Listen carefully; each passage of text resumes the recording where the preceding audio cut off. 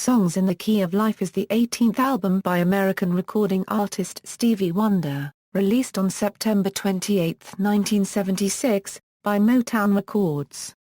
It was the culmination of his Euro classic period Euro albums.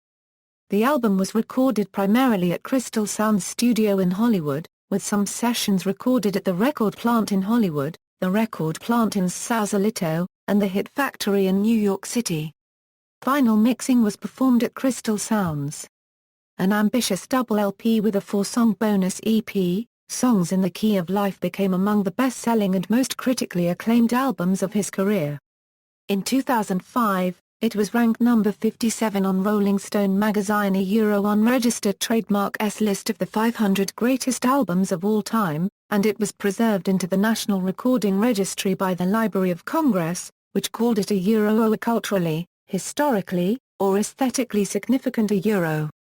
Background: by 1976, Stevie Wonder had become one of the most popular figures in R&B and pop music, not only in the US, but worldwide.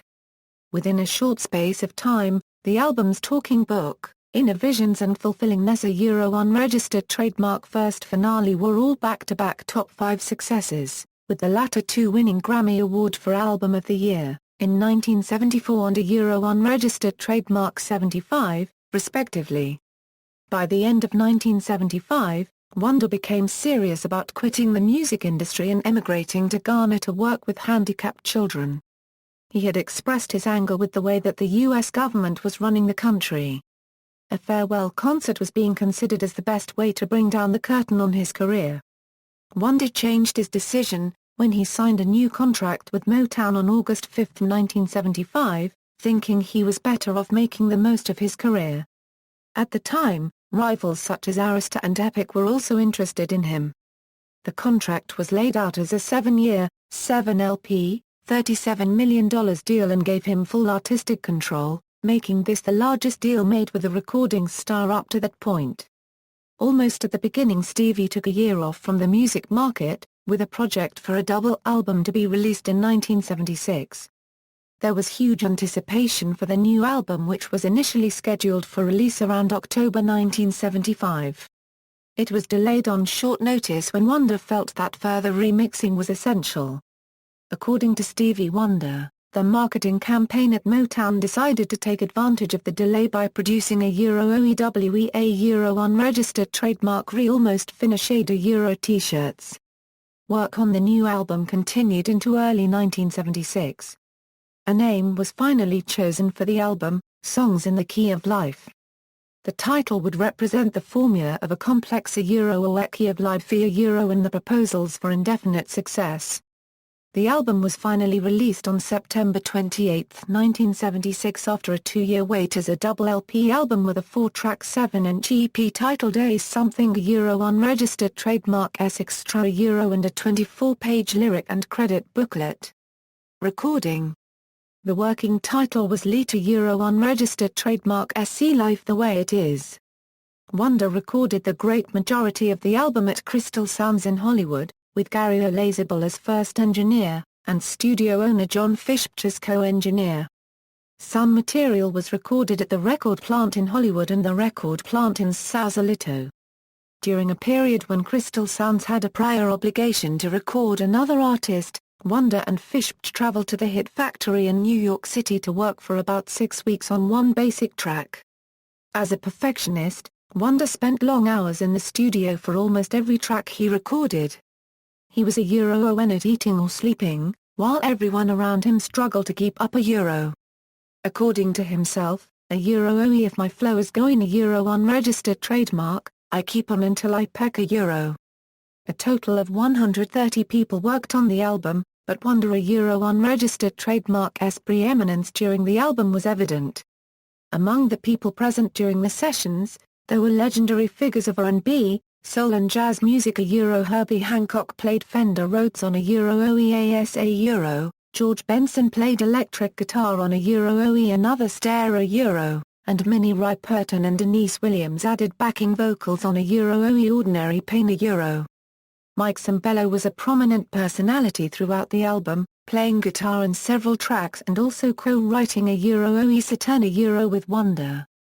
Some of the most socially conscious songs of the album were actually written by Wonder with other people. These included a Oe Village Ghetto Land and a Oe Black Mani a Oe Pastime Paradise co-written with Ronald Simmons and a Oe Have a Talk with Goda Commercial performance, highly anticipated, the album surpassed all commercial expectations.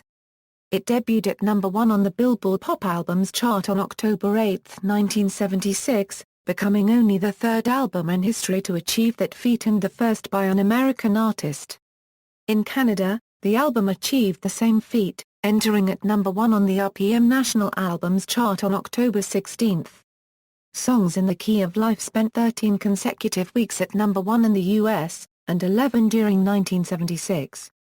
It was the album with the most weeks at number 1 during the year.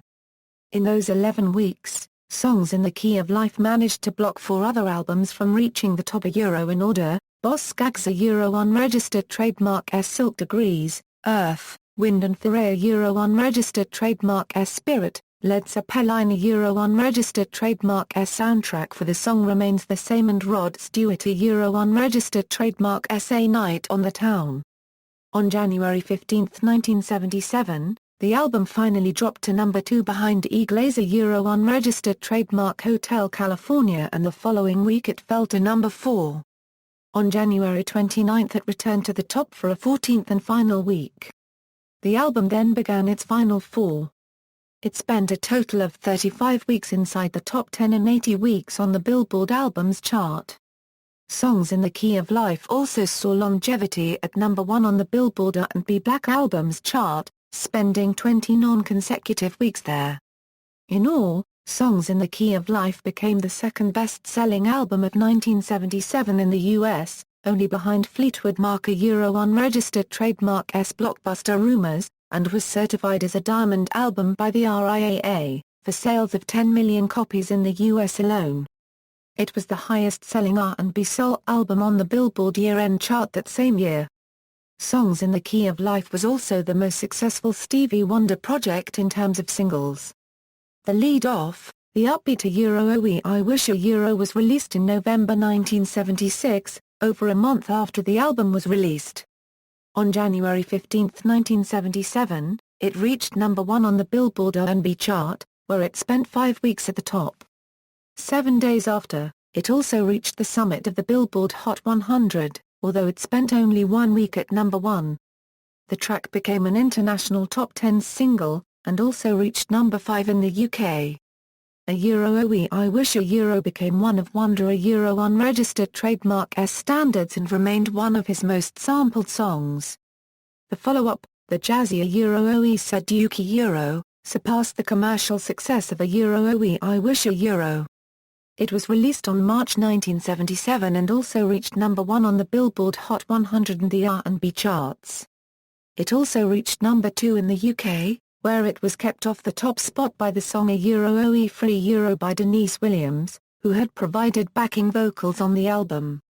As sales for the album began to decline during the second half of 1977, the 2 other singles from Songs in the Key of Life failed to achieve the commercial success of Oe I Wish and Oe Saduki Oe Another Stare was released in August and reached only number 32 on the Hot 100, and Oe Asa came out 2 months later, peaking at number 36 on both the pop and R&B charts.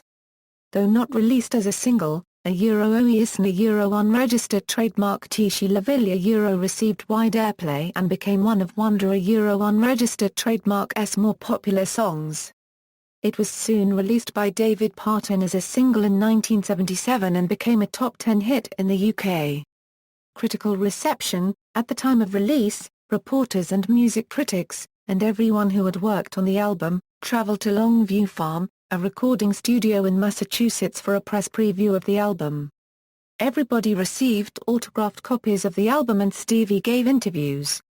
Critical reception was positive.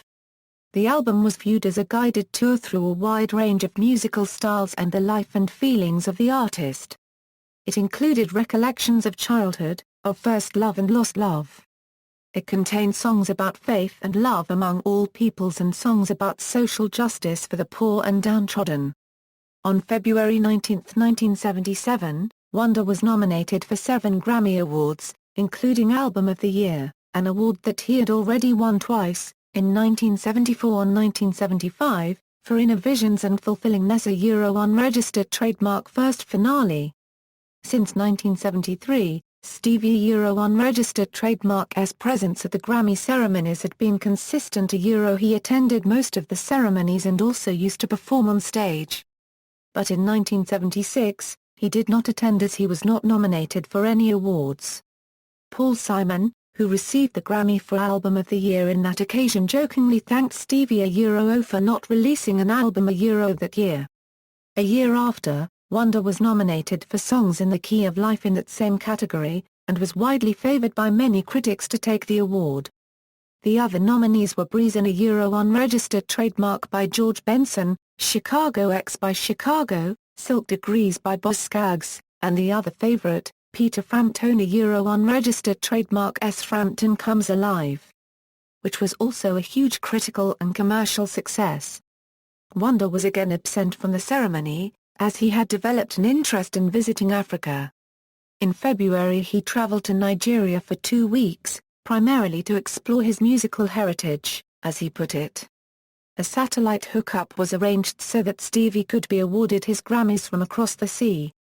Bette Midler announced the results during the ceremony, and the audience was only able to see Wonder at a phone smiling and giving thanks. The video signal was poor and the audio inaudible. Andy Williams went on to make a public blunder when he asked the blind since birth Wonder, a Euro "Oe Stevie, can you see us?" A Euro in all, Wonder won 4 out of 7 nominations at the Grammys: Album of the Year, Best Male Pop Vocal Performance, Best Male R&B Vocal Performance and Producer of the Year. Legacy and influence: with time, the album became a standard, and it is considered Wonder a Euro unregistered trademark's signature album. A Euro "Oe of all the albums, a Euro he told Q magazine, a Euro "Oe songs in the key of life, a Euro unregistered trademark I'm most happy about.